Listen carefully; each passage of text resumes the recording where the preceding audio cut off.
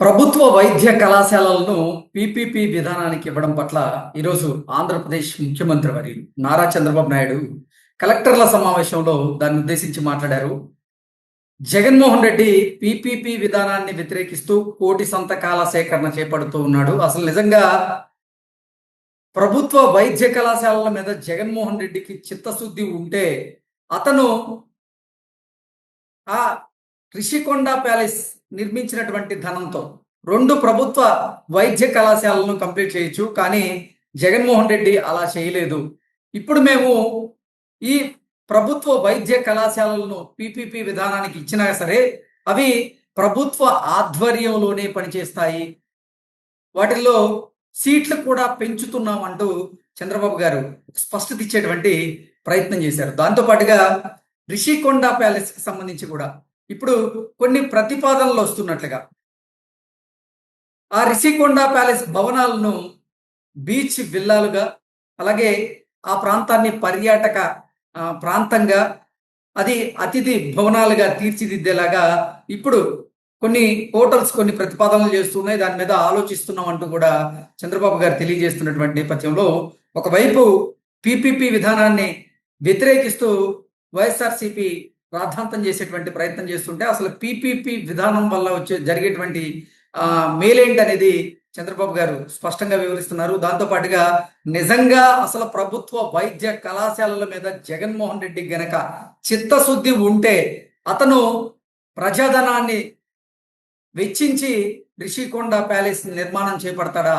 ఆ రిషికొండ ప్యాలెస్ నిర్మాణానికి అయినటువంటి ఖర్చుతో మరో 2 ప్రభుత్వ వైద్య కళాశాలలు పూర్తయ్యాయి కదా అంటూ చంద్రబాబు గారు ప్రశ్నిస్తూ ఉన్నారు. దీని మీద మనం పూర్తి స్థాయిలో విశ్లేషణ చేసుకున్నాం. ప్రస్తుతం మనతో పాటున్నారు ప్రముఖ రాజకీయ విశ్లేషకులు, ప్రముఖ సీనియర్ జర్నలిస్ట్ డివిఎస్ గారు. వారితో మాట్లాడు సార్. Hi sir. నమస్తే సార్. ఈరోజు చంద్రబాబు నాయుడు గారు పీపీపీ విధానం మీద ఆయన ఒక స్పష్టత ఇచ్చేటువంటి ప్రయత్నం చేశారు. ఈ పీపీపీ విధానం అవలంబిస్తున్నప్పటికీ అది ప్రభుత్వ ఆధీనంలోనే ప్రభుత్వ వైద్య కళాశాలలు కూడా ఉంటాయి, అలాగే సీట్లు కూడా మేము పెంచబోతున్నాం అంటూ ఆయన స్పష్టంగా తెలియజేశారు. దాంతో పాటుగా రిషికొండ ప్యాలెస్ కి సంబంధించి ఆ భవనాలు ఏవైతే ఉన్నాయో వాటిని బీచ్ రిసార్ట్లు గాను, అలాగే ఆ ప్రాంతాన్ని పర్యాటక ప్రాంతంగాను అభివృద్ధి చేసేందుకు కొన్ని ప్రతిపాదనలు వస్తున్నాయి. వాటి మీద మేము ఆలోచిస్తున్నాం అంటూ కూడా చంద్రబాబు గారు తెలియజేశారు. దాంతో పాటుగా అసలు నిజంగా జగన్మోహన్ రెడ్డికి ప్రభుత్వ వైద్య కళాశాలల పట్ల చిత్తశుద్ధి ఉంటే ఆయన రిషికొండ ప్యాలెస్ కి అంత డబ్బులు వెచ్చించడు, ఆ డబ్బులతో 2 ప్రభుత్వ వైద్య కళాశాలను పూర్తి చేసేవాడు అంటూ చంద్రబాబు గారు అంటూ ఉన్నారు. ఏంటి సార్, దీన్ని ఎలా చూడాలంటారు? కలెక్టర్ కాన్ఫరెన్స్ లో ముఖ్యమంత్రి చంద్రబాబు వ్యాఖ్యలు వాళ్ళ మరో చర్చకి దారితీస్తున్నాయి. ఇది ఋషికొండ ప్యాలెస్ కి పెట్టిన ఖర్చు ఎంత? 500 కోట్లు. దాంతో ఇప్పుడు ఉన్నటువంటి మెడికల్ కాలేజీలు 2 పూర్తి అయిపోయాయి అంటున్నారు. అంటే 250 చొప్పున 500 కోట్లు దుర్వినియోగం చేశాడంటూ ఆయన ఆవేదన. లేకపోతే ఇప్పుడు ఎందుకు అదే కాదు కదా, ఇప్పుడు సాక్షికి ఇచ్చిన యాడ్స్ తీసుకో. ఏ ముఖ్యమంత్రి అయినా తన కంపెనీకి ప్రభుత్వ డబ్బు మరి వినియోగించారా? ఇప్పటి వరకు 16-17 మంది ముఖ్యమంత్రులు పనిచేశారు. జగన్మోహన్ రెడ్డి మరి సాక్షి యాడ్స్ కి ఎంత ఖర్చు పెట్టారు? దగ్గర 600 కోట్లు అంట. యాడ్స్ కి 400 కోట్లు, సాక్షి పాత్రిక మరి కొనుగోళ్లకి ఒక 200 కోట్లు. అంటే వాలంటీర్లతో కొనిపించటం, లేకపోతే సచివాలయ సిబ్బందితో కొనిపించటం, హెచ్ఓడీలందరూ ఎంచుకోవాలని ఒక సర్క్యులర్ కూడా ఇచ్చారు. మరి 600 కోట్లు సాక్షికి ఇచ్చిన డబ్బులతో ఇంకొక 2 కాలేజీలు పూర్తయ్యాయా?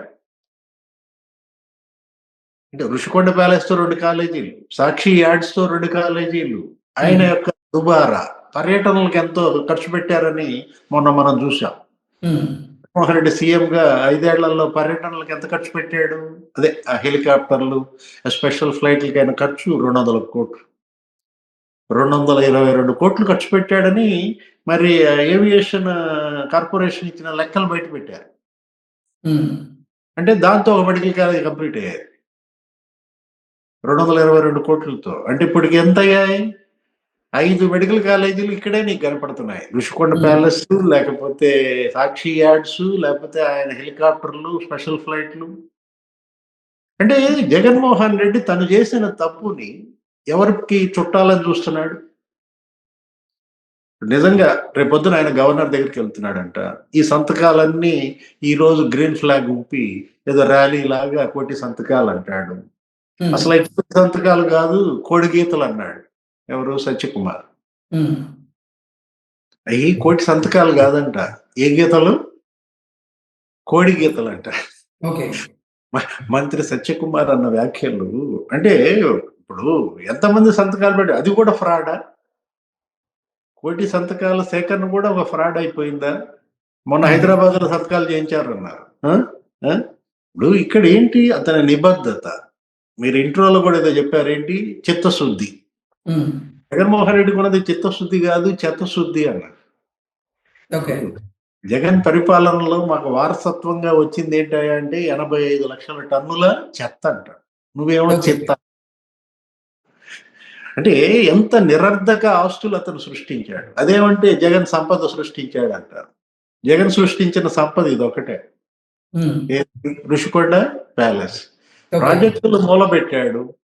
కనీసం గేట్లకి గ్రీజ్ పెట్టే దిక్కు లేదని అప్పుడు ఆరోపణలు. ఏది? గుండ్లకమ్మ కొట్టుకుపోయింది ఆ గేట్లు, పులిచింతల గేట్లు కొట్టుకుపోయాయి. అసలు అన్నమయ్య ప్రాజెక్టే కొట్టుకుపోయింది. 30 మంది సజీవ సమాధి అయ్యారు. జగన్ అతనేంటి? సంపద నేను సృష్టించాను, నేను సృష్టించిన సంపదే మెడికల్ కాలేజీలు, చంద్రబాబు ధ్వంసం చేస్తున్నాడు ఈ మెడికల్ కాలేజీలు అంటాడు. 17 మెడికల్ కాలేజీలు నిజంగా నువ్వు కట్టావా? గ్రౌండ్ మీద ఎన్ని కాలేజీలు ఉన్నాయి? నువ్వే చెబుతావు 2-3 వరకు 80%, 70% కంప్లీట్ అయిందని. అంటే 8,200 కోట్లు వాటి బడ్జెట్ మెడికల్ కాలేజీలకి. కానీ రాష్ట్ర ప్రభుత్వం ఎంత ఖర్చు పెట్టింది? రాష్ట్ర ప్రభుత్వం ఖర్చు పెట్టింది 400 కోట్లు.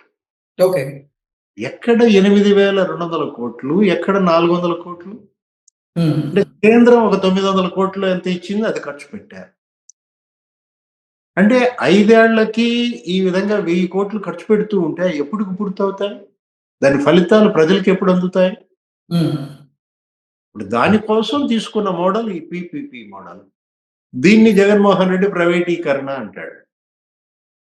అంటే ఏది పబ్లిక్ ప్రైవేట్ పార్ట్నర్షిప్ కి ప్రైవేటీకరణకి తేడా తెలియదా? ఇతను ముఖ్యమంత్రిగా పనిచేశాడు కదా. ఇప్పుడు శంషాబాద్ ఎయిర్పోర్ట్ ప్రభుత్వం కట్టిందా? భూమి ఇచ్చింది అంతే. శంషాబాద్ ఎయిర్పోర్ట్ ఇప్పుడు ఈ ఎయిర్పోర్ట్లన్నీ ఎలా కడుతున్నారు? ఇన్ఫ్రాస్ట్రక్చర్ ఇప్పుడు పిపిపి మోడలే కదా ఇదంతా కూడా. ఇప్పుడు రోడ్లు వేస్తున్నారు. ఇప్పుడు ఏంటి మనం చూసామా? ఏది 8 way roads, 4 way roads, 6 line roads వేస్తున్నారు, 4 లైన్ రోడ్స్ వేస్తున్నారు, 8 లైన్ రోడ్స్ వేస్తున్నారు. ఈ రోడ్లన్నీ కూడా ఎలా వేస్తున్నారు? పిపిపి మోడలే కదా. కాకపోతే ఆ నిర్మించిన వాళ్ళకి ఏం చేస్తున్నారు? ఒక 10 ఏళ్ళు, ఒక 20 ఏళ్ళు, 15 ఏళ్ళు టోల్ గేట్ వసూలు చేసుకోమంటారు. ఆ టోల్ గేట్ వసూలు చేసుకోవడం ద్వారా ఆ తర్వాత పీరియడ్ అవగానే ప్రభుత్వానికి హ్యాండ్ ఓవర్ అవుతాయి. సేమ్ ఇదే. ఇప్పుడు మెడికల్ కాలేజీలు కూడా ఏంటి?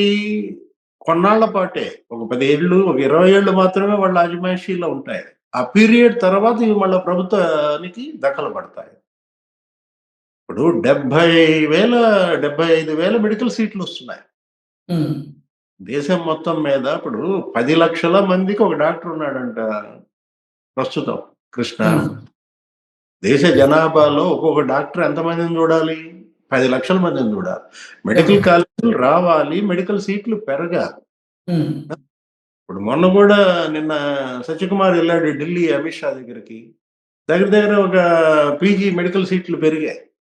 ఇప్పుడు ఏలూరులో లేకపోతే మచిలీపట్నంలో ఈ కాలేజీలో దాంట్లో 15, దాంట్లో 10 పీజీ సీట్లు పెరిగాయి చక్కగా. దగ్గర 50-60 పీజీ సీట్లు వచ్చాయి కొత్తగా. కాలేజీలు పెరగాలి, పీజీ సీట్లు పెరగాలి, మెడికల్ సీట్లు పెరగాలి. ఎప్పుడు? పిపిపి మోడల్లోనే అది సాధ్యం అని కేంద్ర మంత్రులే చెప్పారు. వచ్చే 75,000 మెడికల్ సీట్లలో ఎక్కువ సీట్లు ఆంధ్రప్రదేశ్ తెచ్చుకోవాలంటే అందిపుచ్చుకోవాలి. ఏది మారుతున్నటువంటి విధానాలని అందిపుచ్చుకోవటంలో భాగంగా చేపడితే ఆ, దీని మీద గగ్గోలు పెడతారు, యాగీ చేస్తారు. ఇప్పుడు పార్లమెంటరీ స్థాయి సంఘమే చెప్పింది కదా, స్థాయి సంఘం రిపోర్ట్ కనుక చూసినట్లయితే టోటల్ గా ఇక రాబోయేదంతా కూడా పిపిపి మోడలే. ఓకే.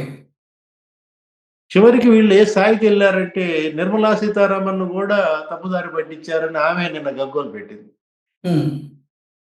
కేంద్ర మంత్రి నిర్మలా సీతారామన్ మాట్లాడుతూ, నన్నే వీళ్ళు వక్రీకరించి చెప్పారు, ఆర్థిక మంత్రిని, నాకు తెలీదా, కానీ వైసీపీ ఎంపీలు వచ్చి నన్ను ఇలా డైవర్ట్ చేశారు మెడికల్ కాలేజ్ ప్రైవేటీకరణ అంటూ ఆమె మాట్లాడారు పార్లమెంట్ లో. అంటే కేంద్ర ఆర్థిక మంత్రినే వీళ్ళు తప్పుదోవ పట్టిస్తున్నారంటే జనాన్ని పట్టించడంలో ఇంకా ఏముంది?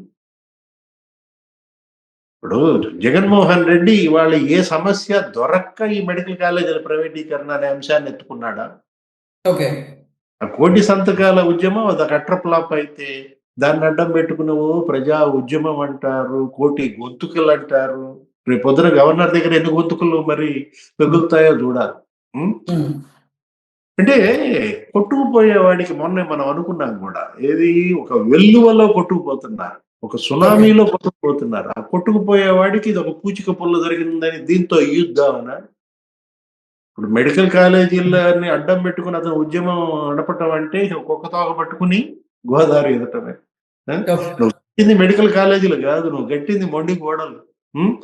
ఏ కాలేజీ పూర్తి చేసావని నువ్వు ఈ మెడికల్ కాలేజీలు నేను కట్టానంటాడు. కుక్క తోక పట్టుకుని గోదావరి ఎదటమే, ఇంకా అంతకన్నా ఏం లేదు. Okay. Okay sir, thank you so much.